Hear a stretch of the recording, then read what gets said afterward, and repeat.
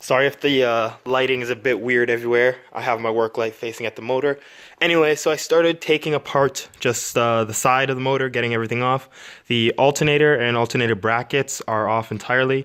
I'm just taking off the thermostat housing, I believe that's what it is, and the water line.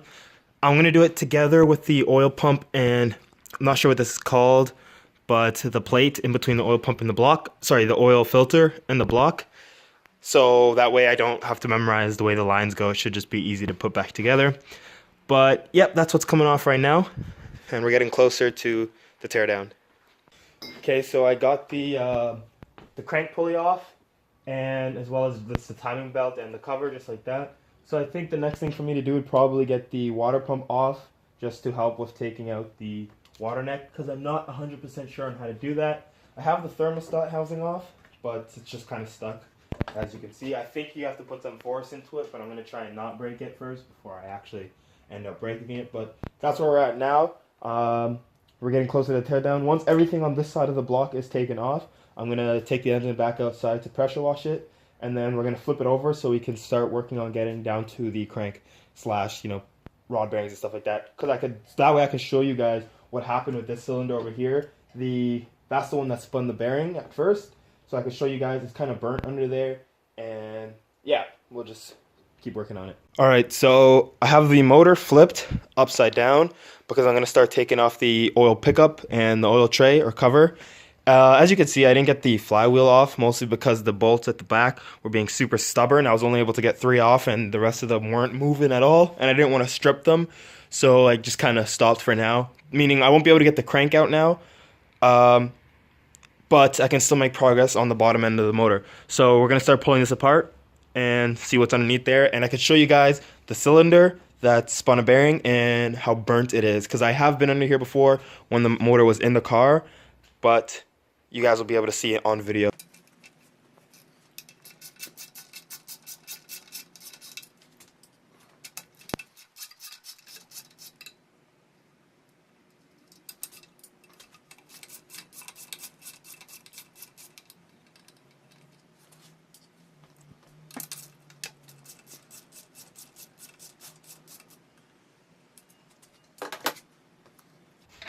Alright, so with the pump off, or not the pump, sorry, just the pickup, we can work on getting the tray off because this will be out of the way, and it's all the 10s that go around it. Looks like there's 7 of them, so hopefully I don't misplace any of them. So what I like to do is I just put the bolts back where I get them so I don't lose them, or the nuts, sorry. But the actual bolts, they're just in the pickup still. So let's get working on taking this off.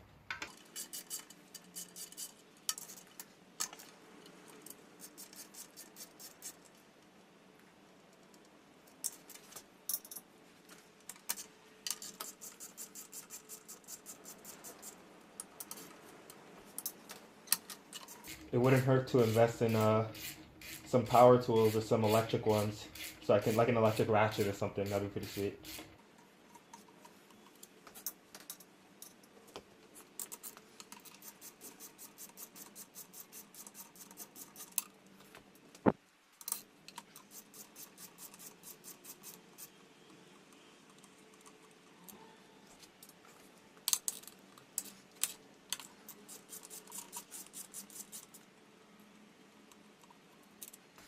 Alright, so it's off. Pretty straightforward, obviously just the 10s all the way around. So the next step will probably be to get this girdle off, or I'm not sure what the exact word for it is, but I'll just keep calling it the girdle. So yes, go put this away and then start cracking at that.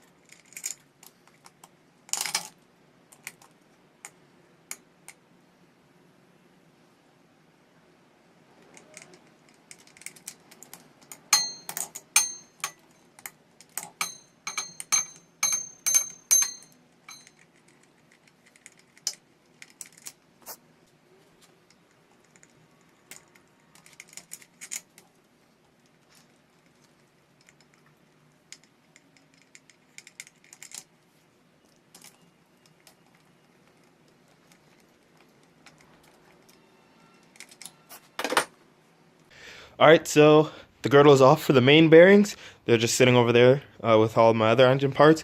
But as you can see, this one bearing cap, or sorry, rod cap, is absolutely toast compared to the rest, at least.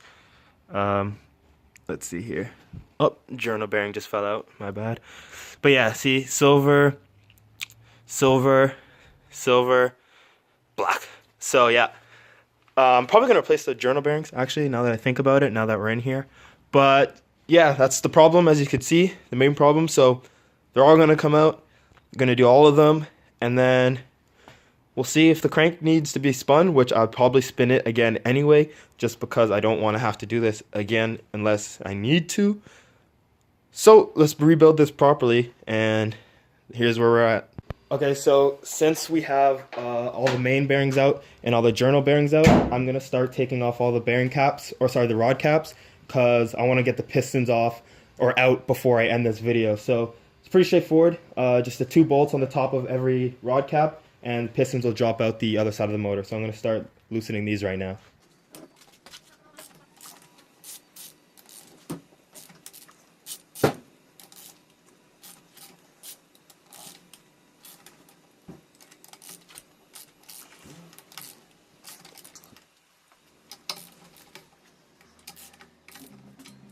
Okay, so they're all cracked loose, which means I should be able to loosen them by hand now. So I'm just going to spin the motor to bring whichever cylinder I want to the top and loosen them by my hand and simply take them out one by one.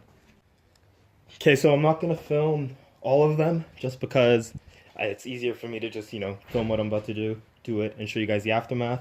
But this cylinder 2 is, or 3, I'm not sure which is which. I got to learn the ordering. But I'm going to pop it out the bottom just to show you guys the example of what it's going to be like. And it's as easy as that. Sorry about the car running in the background, but this is the piston out, ready to go. Alright, so all 4 pistons are out. I'm going to show you the damage to this one over here. It's toast all the way around, and like the bearings on the inside are all copper, and they do have some scuffing on the inside, as well as I noticed on this piston right here, this rod. The back half of these bearings are scored, and so is the inside of the piston. So I believe it was spinning with the crank, but not with the rod like it's supposed to. These 2 are mint, these 2 center ones, but this one has been giving me trouble for just about everything. Look, as you can see, the studs, or I'm not too sure what they're called, but these have been poking out. As for the rest of them, they stayed in tight when I was taking them out. These ones popped out and wiggled everywhere, so I couldn't get the nuts back on. Also, getting the bottom cap on was hard because these weren't straight. So I'm pretty sure that was all a part of why it spun. But looking up top, all the pistons are mint. Nothing's wrong with those. The rods are all fine, but it's probably best to get them replaced. Now, if we go over to the block, also, by the way, I'm not 100% too sure what to do with the journal bearings there. I'm going to have to do some research because I don't want to put them in wrong. But yeah, looking at the crank, here, let me just grab something to turn the motor with. You could see the cylinder, or sorry, the the journal that one rod was on it's got scuffs and heat marks all over it. I don't know if those are scores. It did have metal shavings when I first pulled it apart, but if I feel it, yeah, honestly it does feel smooth, but it's probably best to get them turned. The rest of them seemingly okay, I would say, but better safe than sorry. So we're gonna send that out to get redone, and should be running mint. The quick little update of where we are before we end this video off. Just got the tranny out, all my fluids out, all 4 pistons in the girdle, the sump / oil pan, the pickup off, water pump is off, thermostat housing is off, everything with the head. Still got to replace the VTEC solenoid gasket, which I'm going to do when the head's back on the motor. Got to get a new intake manifold. Let's see, clutch and pressure plate are off. I have a brand new one up there waiting, so that's fine. I don't really care about that. It's probably trash.